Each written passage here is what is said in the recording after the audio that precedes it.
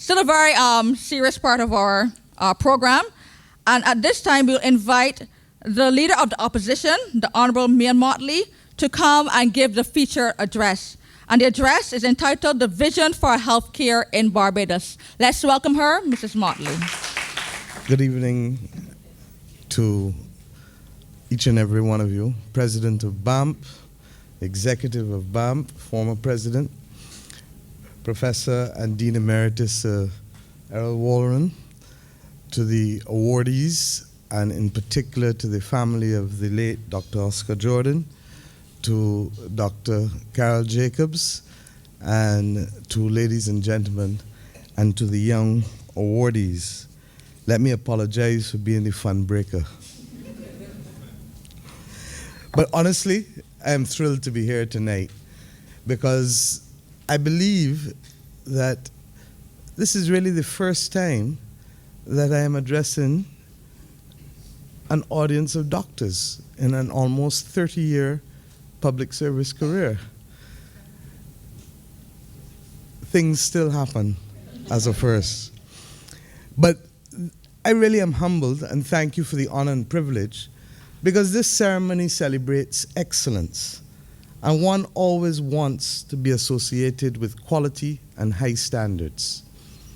The truth is that as I sat here watching these talented young people, and let me congratulate you all again for obviously high performances that garnered you these awards.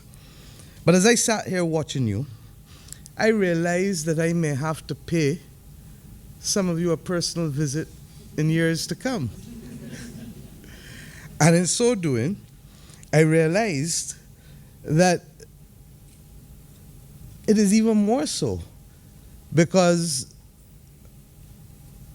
the job which I'm asking Barbadians to give me is one which has a near 50% mortality rate. That is true. Of the 7 prime ministers that we have had, 3 have succumbed while in office. And I challenge you to tell me of a similar profession. This is a reality I cannot ignore, and a clear reminder of human frailty. But it emphasizes for me at a very personal level the need and importance of quality health care and taking personal responsibility for one's health.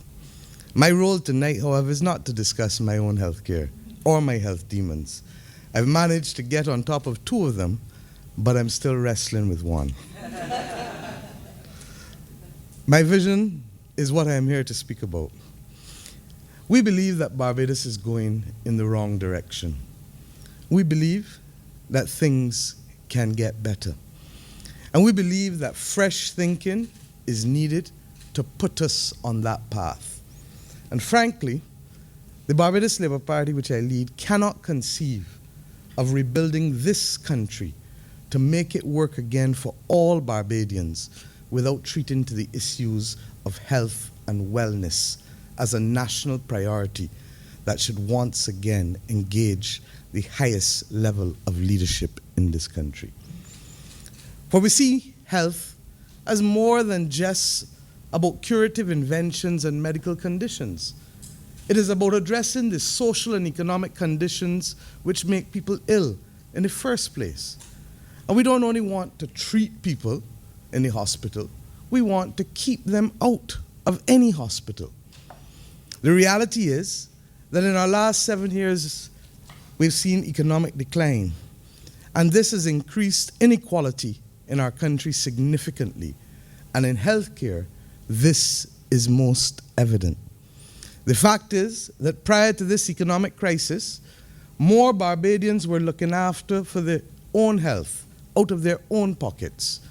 Many preferred to attend private doctors because of the reduced waiting time and the privacy of attention. In the last 5 years, however, there has been a marked shift from the private sector to the public, or some may even say a shove if you consider the supposed reforms of the Barbados Drug Service. Many of you know this better than I do. You know too that too many people are avoiding routine medical checks and preventative care and are only seeking medical treatment at much too late or urgent a stage. The statistics bear this out.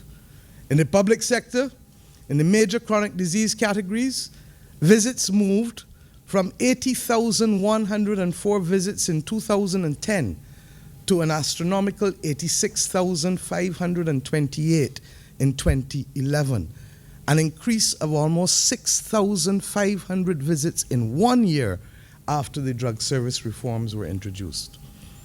What has become clear from this action are the inequalities in this society, what some people call, regrettably, the two Barbadoses. For us, reducing inequality and addressing disparity in health outcomes is not just a matter of improving healthcare delivery. It is a fundamental matter of social justice. And to quote Professor Michael Marmot, who I suspect many of you are more familiar with than I am, who has led research internationally on the social gradients of healthcare, and I quote him, on the impact of inequity and social exclusion on health outcomes. And this is what he said: the unnecessary disease and suffering of disadvantaged people, whether in poor countries or rich countries, is a result of the way that we organize our affairs in society, unquote. Ladies and gentlemen, how we organize our affairs in society is critical. How we organize our affairs in Barbados is what we must be addressing. How we prioritize decisions is the essence of sound decision making in the interests of our people. And the evidence in recent years establishes the case. I'm conscious that I am addressing doctors who believe in evidence-led performance. As a lawyer, I shall comply. The government of Barbados is now spending $7.60 on healthcare in each $100 that it spends. In 1990, the figure was $15.40 in every dollar of government expenditure. And if some say 1990 is too far to go back, let us stop at 2007. The spending then in 2007 was $12.40 for every $100 spent by the government of Barbados. So today, when we have less people able to afford and more people complaining about less money in their pockets, and when we have the savings in this country such that people are drawing down on their savings to be able to cope day to day, our government is spending less on healthcare.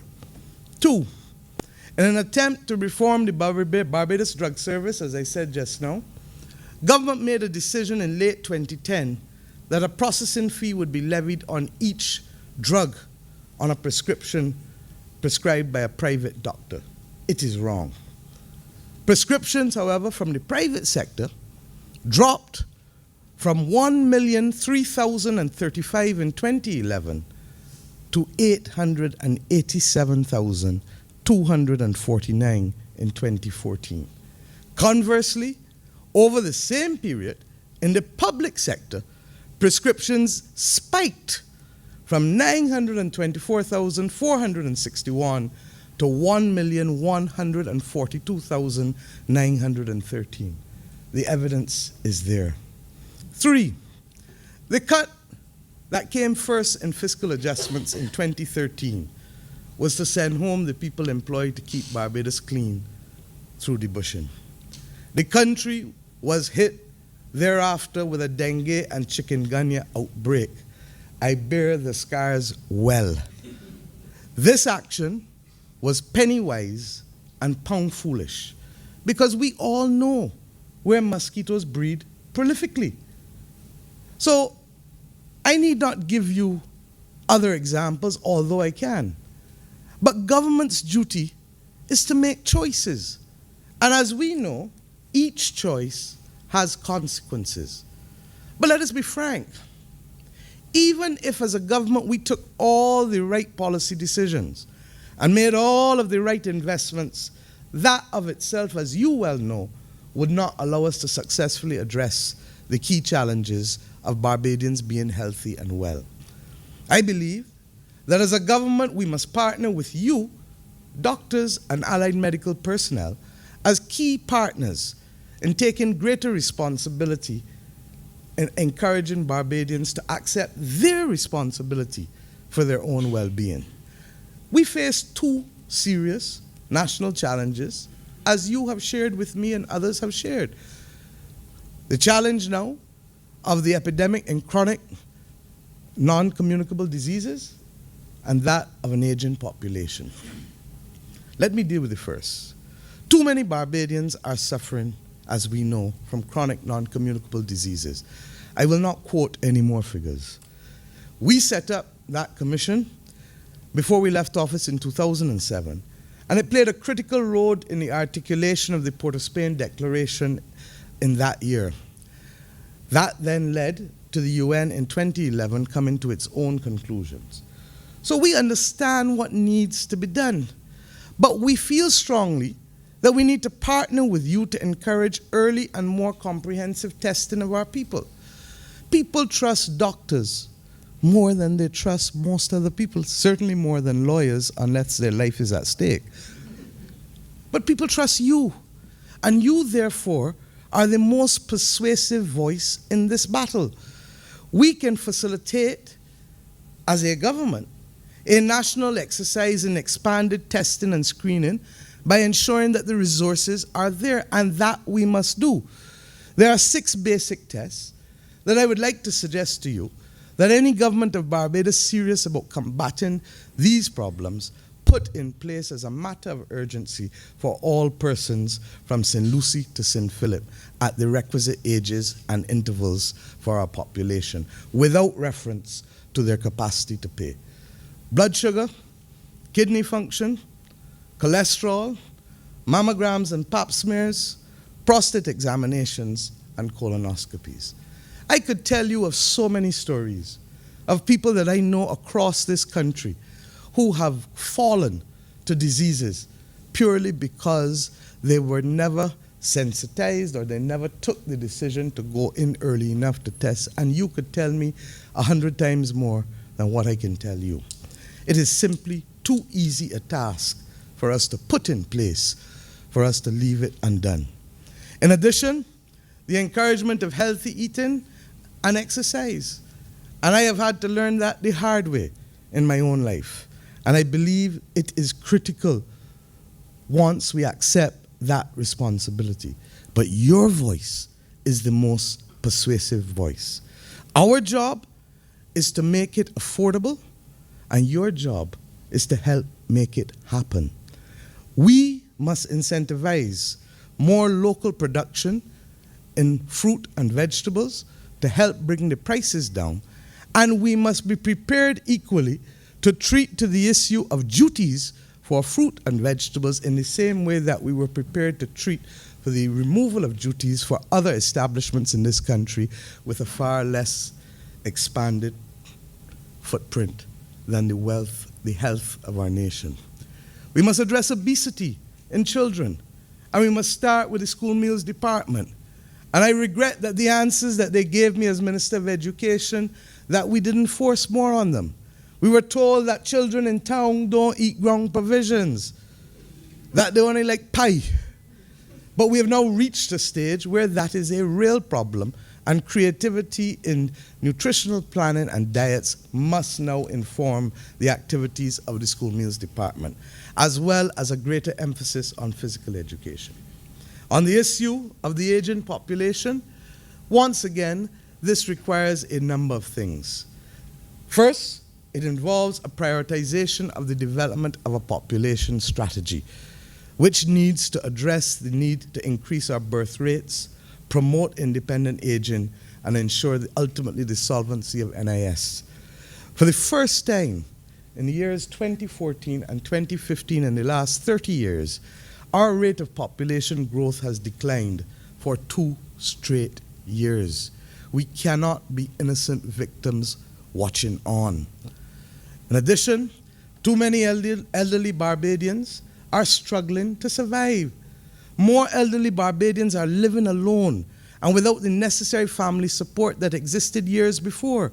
We have to expand the alternative care of the elderly program, but we must also facilitate investments with NGOs like BAMP and the Seroptimus and others, with Barbadian entrepreneurs and with insurance companies to have modern assisted living housing or facilities in every parish.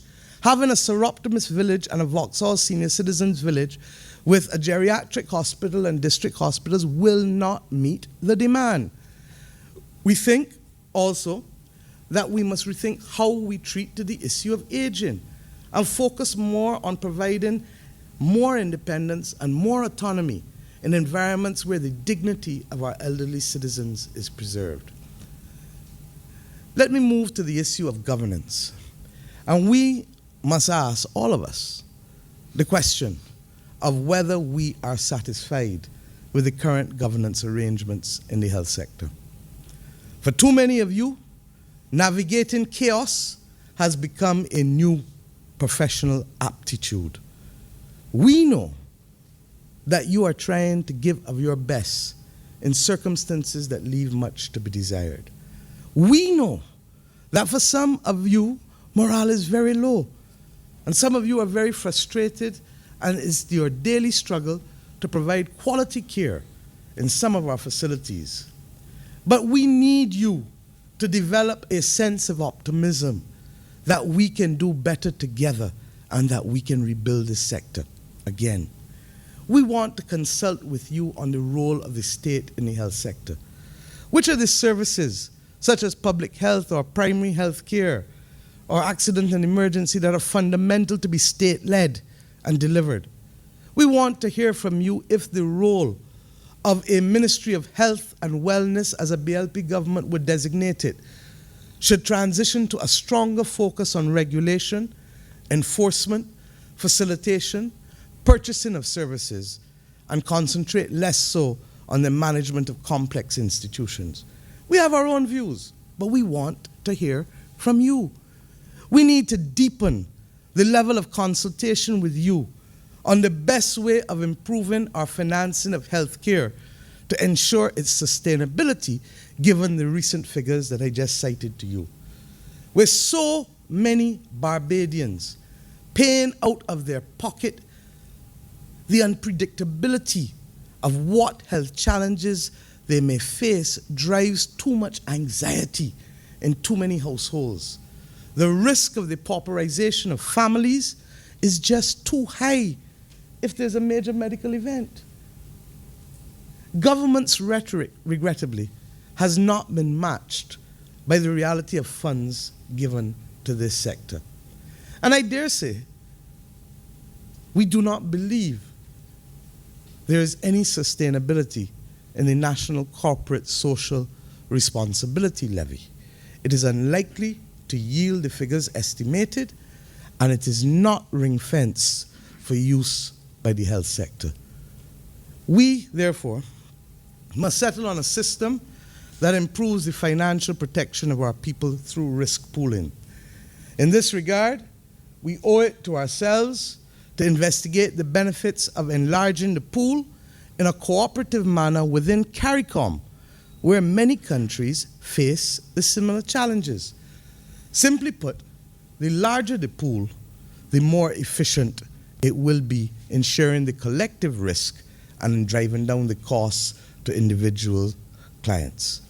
So whatever the mix we settle on, continued state-led funding, which must be a major attribute, social insurance, which we need to involve, voluntary private insurance. The truth is, we need to reduce the out-of-pocket spend of our people, which is hovering at about 35%. We must not carbon copy international financial models, but we must ensure that whatever system we settle on meets our peculiar needs, our size, and our culture. There are many other considerations to take into account. For example, can we negotiate collectively with others in CARICOM on the procurement of key drugs and equipment to drive down those costs? Do we follow population health management to ensure that the wellness of our population is our ultimate objective, keeping people out of hospitals rather than only treating them in hospitals? Do we incentivize those who take responsibility for their wellness, just in the same way that the motor industry does with accidents and no-claim bonuses? We believe, and I've asked you these questions, because we believe that the discussions thus far on the financing model have not been wide enough, and that we need to go far deeper before we settle on the exact model that this country must embark upon. We have our own views, but the process of consultation, how we do things, is as important as what we do in a new Barbados. Whatever we come up with, as I said, therefore, will involve considerable stakeholder discussion and discussion with ordinary Barbadians, and must be done urgently because of the trend and trajectory of health spending in our country. We assure you, however, that in settling this issue, our philosophical position remains that no person in Barbados will be left to fend on their own for when they need medical services. Lack of money must never present access for basic health services. We have already seen the disastrous decline of enrollment on this campus because of policy decisions which did not take into account people's capacity to pay. This is not who we are, and this is not who we must become. We must also come to terms with what we are to do about our premier health and training institution, the Queen Elizabeth Hospital. For too long, I admit, it has been a political football. And recently, efforts, and I don't mean recently as in us alone or them alone, but in the last decade or so, efforts have not been as effective in its reform at the hospital as they ought to have been.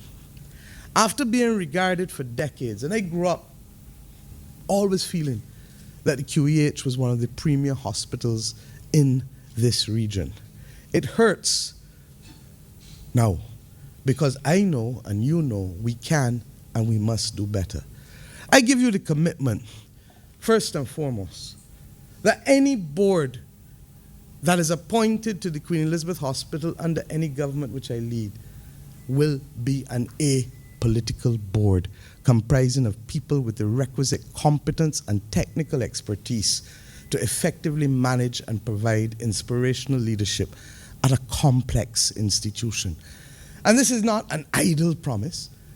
For in 2006, I took a similar approach in the appointment of boards in key economic sectors in this country when I established a board at the BIDC and at Invest Barbados, where I believed that this was not the place for political supporters and canvass to occupy primacy of position. These institutions are simply too critical to our nation's stability and development for us to make them subject to partisan political considerations. We must also address frontally the drivers of costs. In other words, we must know what each service at the QEH costs. If we are to appropriately finance an institution, how can we do so if we can't identify the cost of every service? We must be disciplined that where new specialized services are needed, we must acquire them through partnerships with you. Many of you in this class, medical class, constitute some of the most entrepreneurial people of any professional class in this country. And therefore, the notion of partnerships with you is not something beyond the pale. And when we do so, with these new specialized areas, we must assess simply what are the cost benefits. In some instances, or let me put it a different way, where a new service is self-funding, there is no issue. and can meet all of the costs. Where it isn't, there is still a case to be made from an economic and clinical perspective as to whether we would want to support it, even if it is not a profit center. We must also be guided by where research tells us we are most likely to get the greatest impact for our investments. And that research must not only be financial research, but must also be clinical and general social and economic research. We know we can make no progress as well unless we address the organizational culture of the institution and ensure that it takes into account the empowerment of workers in departments, across departments, and holding them accountable while we empower them. QEH leadership must have the skills, quite simply, to bring about increased productivity, clinical excellence, and exceptional customer service at the QEH all at the same time. Many of the times we can find elements of one or two, but it is our hope that it shall be all three at the same time. And you know, at the end of the day, these are the things that Bajans really care about in terms of whether they can get the best health care. I've heard too many of you talk to me about the need for the QEH to become a 24-hour hospital, one in which every ancillary department in the hospital is effectively manned, and one that, quite frankly, allows people who want to conduct aspects of their business online, like the payment of bills and the filling out of forms, to be able to do so. 2 Fridays ago, I walked away from the hospital with a check in my hand at 4:15 for my aunt who was to be admitted into the hospital because the accounts department closed at 4 o'clock. And I was asked only, and in fact it was my brother who did it, to sign the guarantee, and we walked away with the check. That cannot be acceptable in a fiscally challenged environment. We need equally to provide additional services on a 24-hour basis at least two of our polyclinics. We know that resources are an issue, but we equally know that there has to be an attempt to reduce some of the pressure at an overburdened accident and emergency department, minor surgery, basic x-rays, and asthma bay. Some of these things can be done on a decentralized basis at our polyclinics.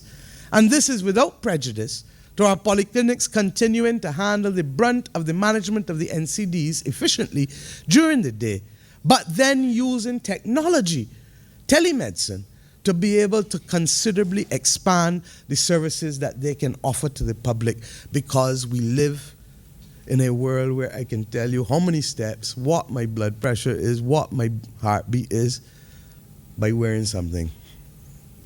We cannot have a 20th century government in a 21st century Barbados. We have a duty equally in challenging economic environments to ensure that our existing investments, therefore, made in this country are fully utilized.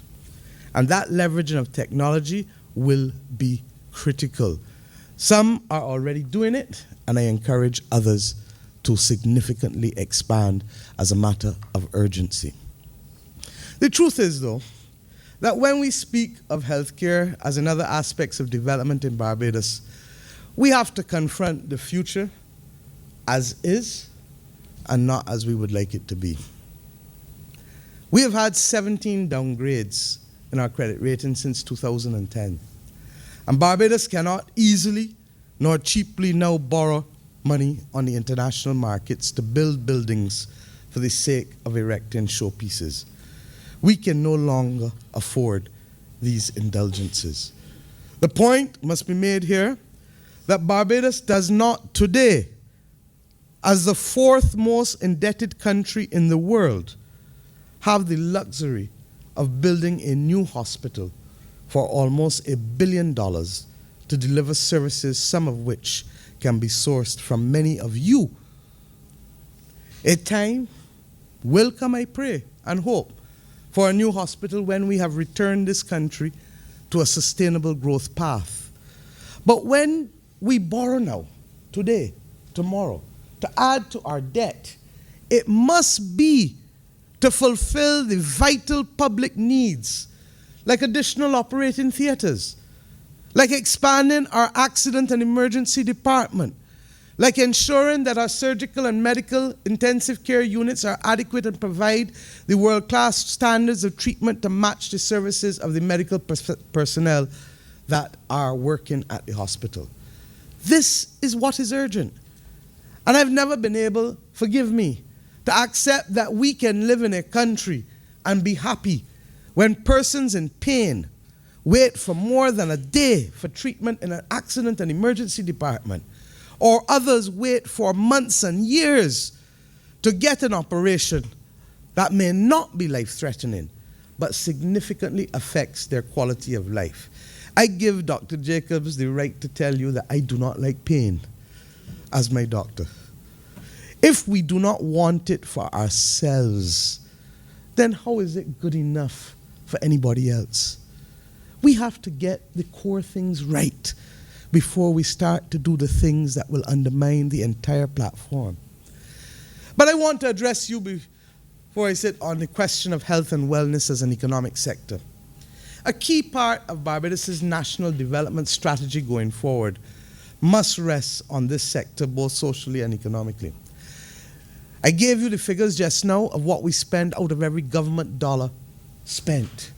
But in terms of all of the services and goods produced in this country, 9 out of every $100 is spent on health care in some manner, form, or fashion. Almost 10% of our GDP is related to health care. And that is why in our Covenant of Hope launched earlier this year, we identified a clear vision that Barbados must establish a health and education hub in the hemisphere. It is one of the reasons why in the Global Competitiveness Index, the areas in which we score highest is education and health. But these are the very two that we are now prepared to put on the auction block. It cannot be and it cannot work, neither socially nor economically. Rescuing and transforming this country, believe you me, requires that we reverse this trend and that we redouble our efforts in partnership with all, you in the health sector, those in the educational sector, in order to be able to rebuild these sectors. Our vision, therefore, for health rests on three, as an economic sector, rests on three platforms.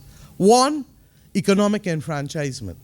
2, the development of medical tourism. And 3, the export of medical services.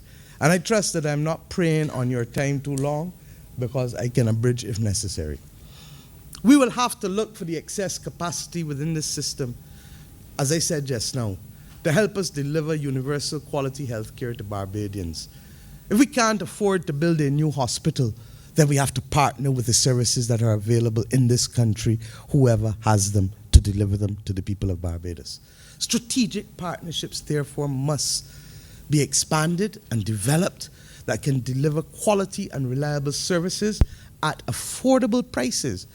We have seen evidence of some of this with partnerships with the Heart and Stroke Foundation and the Diabetes Foundation and elements of the private sector. These efforts must be enhanced.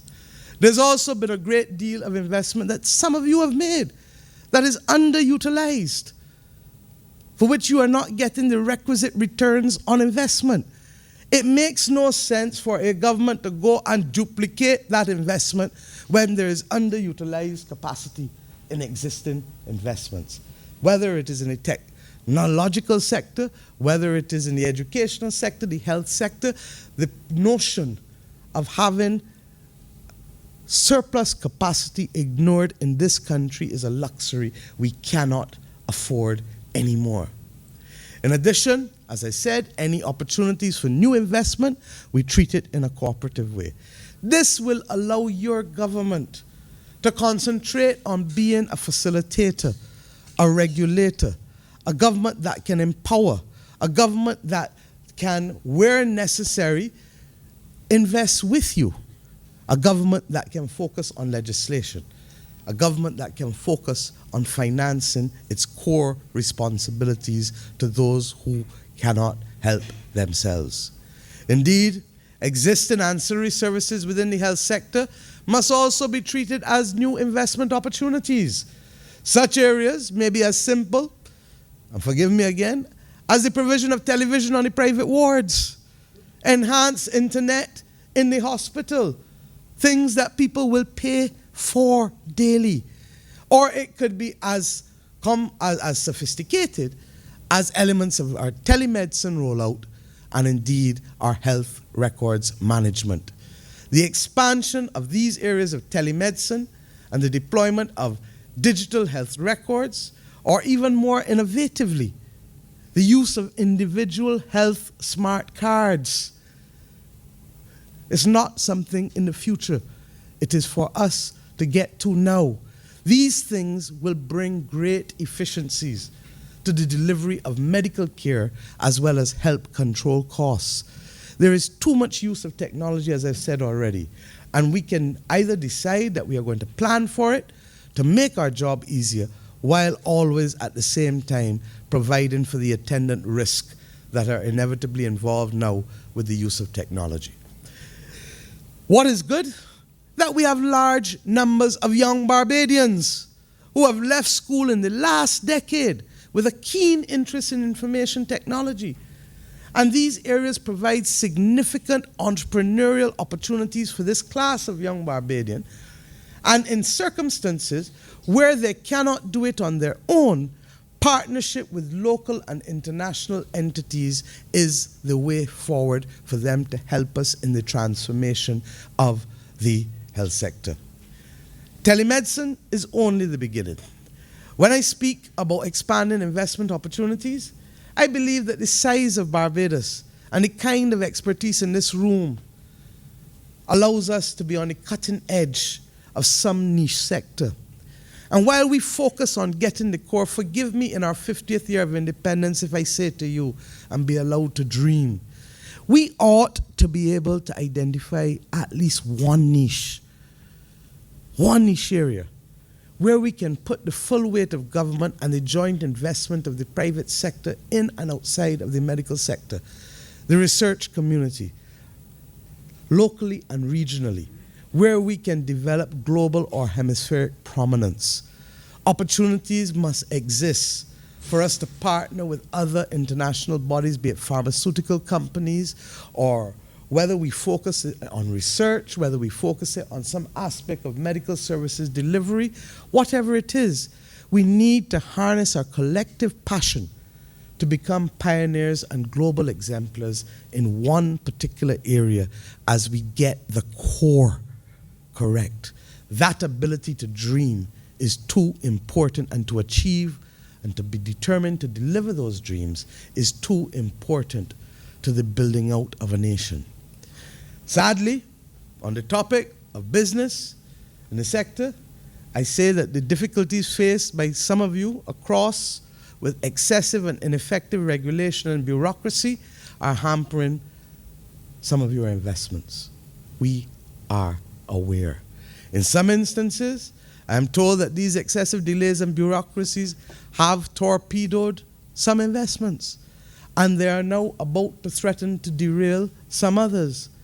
Without compromising what we must do to protect the public interests, we simply have to stop talking in this country incessantly about business facilitation and just facilitate. The stakes are literally too high, because Barbados can only secure future growth if we have enough businesses and households producing so to do. With respect to medical tourism, you know better than me that our brothers and sisters in the Eastern Caribbean have been coming here for decades. In the last 6 years, I'm told that on average, while there has been a decline, we have been seeing between 1,000 and 1,200 patients. I believe that we need to focus on increasing these numbers again. And I'm going to share with you that a study which I commissioned for Invest Barbados, which was received as far back as December 2006 and reviewed in 2007, just before we left government, indicated that we had a framework for the delivery of medical tourism, not a pie-in-the-sky study, that could generate 45 million US dollars in exports, encompassing medical treatment, alternative medicine, spas, nursing and elderly care, diagnostic and research services.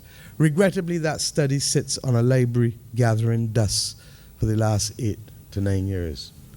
We believe that many of you can partner with businesses in the hemisphere, and our role is to be able to meet with insurance companies so that we can help you identify business opportunities, whether in specific areas of medical service delivery, providing for elderly assisted care, or indeed in the more cosmetic and spa type activities.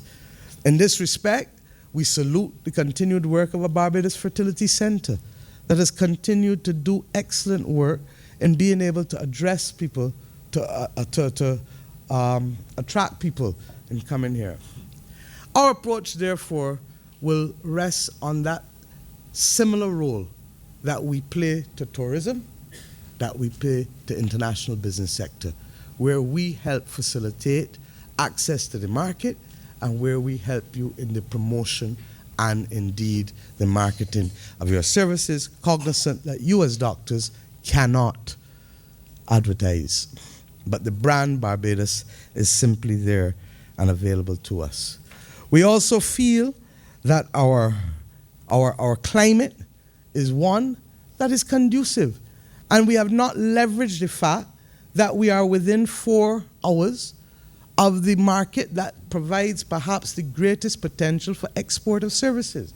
They go where? India, Bangladesh, Bangkok, Mexico. We speak English, and we are within 4 hours of these markets. So I trust and pray that this is an area that we can excite many of you to pursue investigations, and that entities like Invest Barbados will be able to partner with you to make it happen. We also feel that as a country, we have been slow in looking at the modernization of some of our legislation. So Errol, you are here, and I know that your work remains there in relation to some of the legislative work that has been done. But this area within the medical sector is one of the areas ripe for comprehensive law reform, from both the ethical considerations to the use of, to the issue of privacy, given the possible introduction of technological developments within the sector. We feel that this area of comprehensive law reform has been one that has been long too ignored. And something as simple as the Immigration Act, using Victorian language, may now prevent other medical investments from getting off the ground in this country. In addition is the issue of medical transcription. And once again, I regret that a sector that we thought that we had started and would be using funding from the National Insurance Scheme with the Unemployment Fund to train young Barbadians who wanted to work in the informatics sector to come in at a level where they would not be coming in at basic entry at $1,500 a month, but at $3,800 and rising, remains as a valuable opportunity that very few people, in fact, I think there's only one entity still involved in it as we speak. But this is a $20 billion US industry. And then there's the area of the export of medical services. The truth is that the greatest potential, you know and I know, lies perhaps not with you as doctors, but with the nurses. Nurses are global citizens, given the acute shortage of nurses across the developed world. We need to restructure our institutional arrangements for training in partnership, if we have to, with others outside of the region, for delivering training and expanding significantly the numbers of nurses that are trained and the specialized areas in which we train them. And we need to do so, as I've always maintained, beyond our local needs. In relation to nurses, we must also strengthen and support the development of the nursing profession by making sure that people can see a career path especially in this country, as a strategic complement to high quality medical care that is provided by you as doctors. As it relates to many of you doctors, there is still some opportunity, not as ripe as that for nurses, but that scope will inevitably be more limited, but we can do so within the context of the negotiation of the international trade agreements that speak to accreditation in which we enter. CARICOM is our base market. But if we appropriately negotiate trade agreements that allow for mutual accreditation, then doctors have an opportunity to be able to travel.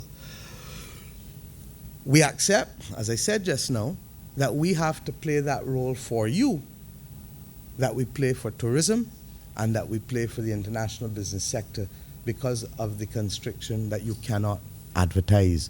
But we can have something called Barbados Wellness. I should like to state that there are clearly some issues, Dean, here that are of concern to us. And that we need to make sure that as we continue to train doctors, that we have the capacity to absorb them for their clinical training in the region. The first meeting I ever had with the Ministry of Health back in 1994 related to the adequacy of places for internships. And there was no medical faculty then, and there was no Mount Hope then. This is an issue that we need to address, and even if we have at the time to look at other opportunities beyond the practice of medicine, such as research, and in broader medical and biomedical areas, it is a discussion that we must have to remove the anxiety of too many persons who feel that they cannot see clearly their path forward. As I speak to that, I speak finally on the issue of the Cuban doctors, the doctors trained in Cuba. A government's role is to resolve problems. It cannot be acceptable that young Barbadians left this shore, thought that they were going to train in medicine, qualified, can practice in Jamaica, can practice in other countries in the region, can practice in Mexico, and cannot come back to their land of their birth easily. And we need to deal with this. Whatever it is not beyond our capacity to resolve it. We cannot stand idly by as injustice and unfairness unfolds. But as I complete, we understand that whatever we say about health as a social sector and whatever we say about health as an economic sector, the truth is no discussion could be complete without, particularly today, addressing the issue of the public health of the nation. Barbados is a small island of 166 square miles, learned the critical importance of maintaining a strong public health environment. You know it, learned it from you. Almost as far back as a century ago, before many other countries in the region. That is why we gave this region distinguished doctors like Sir Kenneth Standard and Sir Kenneth Stewart and Sir Maurice Bayer and Dame Nita Barrow. This is our tradition. So to be in the position that we are today is completely disconcerting. We are flirting with disaster in Barbados with our public health. The risk factors are simply unacceptably high. From a national water crisis to the non-collection of garbage for weeks, to increase illegal dumping in gullies and elsewhere, to overgrown bush in communities. I've spoken about the issue of the consequences with the overgrown bush, but I didn't say that the National Insurance Scheme alerted us in the middle of the chikungunya epidemic that they had received tens of thousands of sick claims. It was your own organization, BAMP, that on the 17th of October alerted the country to the risk of cholera and other waterborne diseases in the face of large numbers of Barbadians going for weeks without water. And if any of you visited any of the households in these parishes, you will understand what are the real concerns of parents, from whether their child will go into the buckets, their toddlers, and drown, as strange as that may seem to others, or whether the children are going into the buckets with clean hands and who can drink after it and who can't drink, or to the inability simply of an elderly person to get water in time and therefore the conditions within which they are living. in the absence of somebody being able to lift that water to their house. In addition, we have to ask ourselves, how do we 1 year later live in a situation where we have not bought the vital equipment to fix the South Coast sewage project that is now causing havoc to those residents and people who traverse the South Coast? Or how do we have a situation where we have not signed off on the reverse osmosis plant at the Bell, which is needed to improve water quality, and for which proposals for requests for proposals were advertised as far back as 2007? How does a government build a multi-story headquarters for the Sanitation Service Authority at Vaucluse? Not to mention the eyesore that it will be there, 4 to 5 stories for $28 million, when for the last 3 years, 35 garbage trucks could have been purchased at half the price that it is now costing to build that building at Vaucluse. Is this what we have become accustomed to in Barbados? The notion of preventing persons as well from attending polyclinics because they are not Barbadian citizens and Barbadian permanent residents for free. Are we seeing the child of that decision 8 years later in the rest of the hemisphere? I give you the assurance, colleagues, as I did last month when I addressed my own party conference, which is our highest body, and as we've printed in the public through the Covenant of Hope. We believe that in the conduct of fiscal governance, we must be clear as to what must command priority in our public expenditure in this country, especially given our fiscal reality. We have said definitively Barbadians must have access to water. That is the first claim on our estimates. Barbados must be a safe place to live. That is the second claim. We must always protect our public health and ensure that our people have access to health care.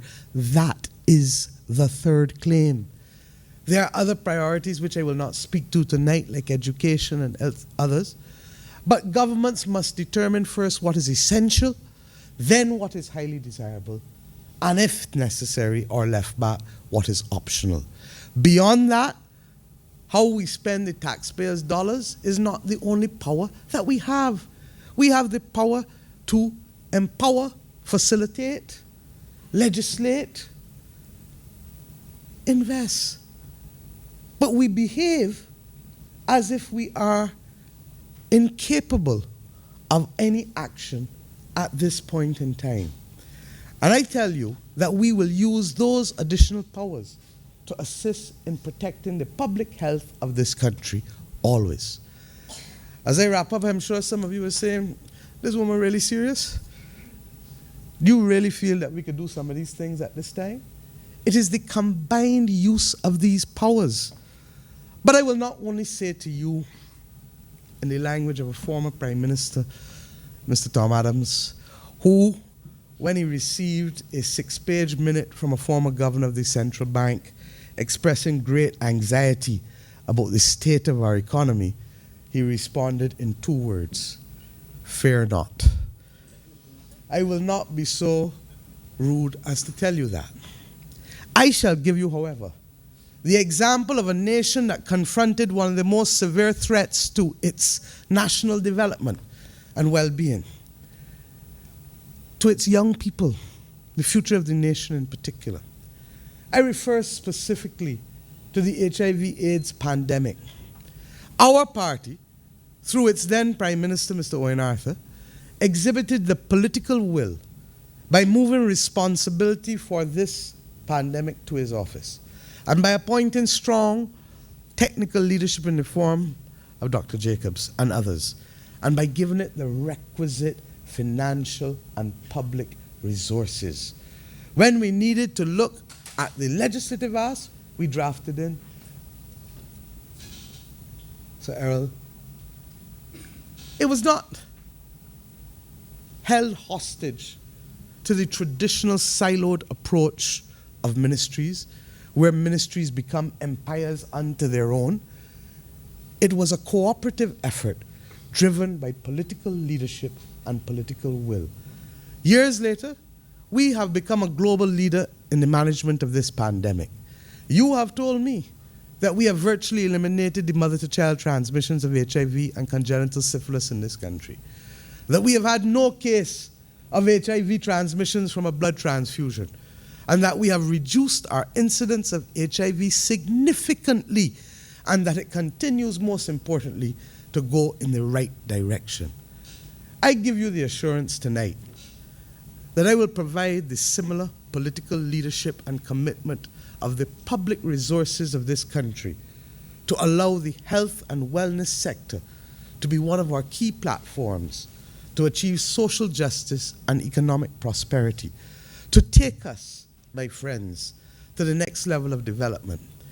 I wish, and you will forgive me, that I could have given this commitment to my great friend and supporter, the late Dr. Oscar Jordan, who continued throughout his career to be a source of support and comfort for me at all times, including the last occasion when, Julian, I saw you and him, I think, at Caribou Saturday in March of this year.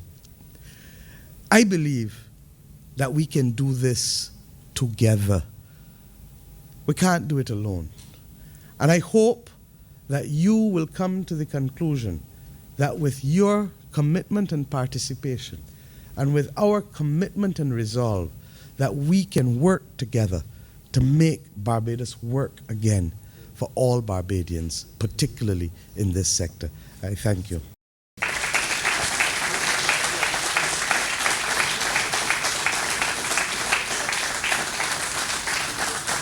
Thank you very much, Mrs. Mottley. We're pleased that you want to hear from us, and we would like for you to hear from us. So we should see how representatives of both bodies can translate this speech into a work in progress.